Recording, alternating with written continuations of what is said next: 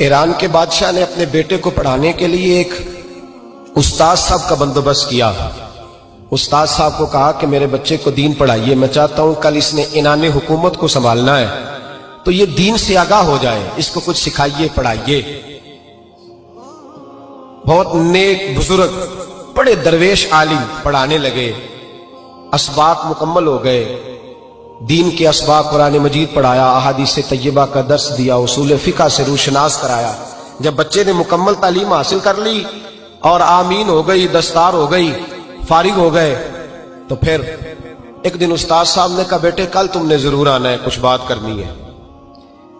شہزادہ گیا ملنے استاد صاحب سے، استاد صاحب نے کنڈی لگا لی، ہاتھ میں درہ پکڑ لیا، مار مار کے پورے وجود کو زخمی کر دیا، کوئی غلطی نہیں، کوئی بات نہیں، مارا۔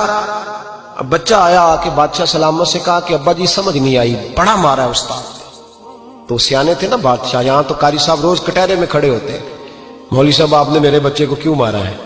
آپ 8,000 کے مولوی ہیں، میرا کئی کروڑ کا بچہ ہے، سویرے بدل لیں گے، خبردار آپ نے بچے کو ہاتھ لگایا، اپنی حیثیت میں رہے معاذاللہ۔ جو قومیں استادوں کو کٹہروں میں کھڑا کرتی ہیں وہ ترقی نہیں کر پاتی، جو استادوں کو کٹہروں میں روز کھڑا کرتے ہیں۔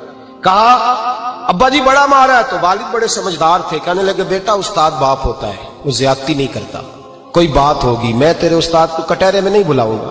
اماں سے بات کی، اماں کہنے لگی بیٹا میں تیرے باپ سے کیسے بات کروں، ڈر آتا۔ وقت گزر گیا، 22 سال بیت گئے، 22 سال گزر گئے، بادشاہ کا انتقال ہوا، شہزادہ تخت پہ بیٹھا، پہلا حکم یہ دیا کہ میرے استاد کو بلاؤ، پہلا حکم۔ استاد جی بوڑھے ہو گئے تھے، چھڑی کے اوپر ٹیک لگا کے آئے اور بھویں سفید ہو کے جھک گئی تھیں، یوں آنکھ کھول کے بڑی مشکل سے دیکھا، کہنے لگے شہزادے حکم ہو۔ کب میں شہزادہ نہیں، اب میں بادشاہ بن گیا ہوں۔ استاد جی 22 سال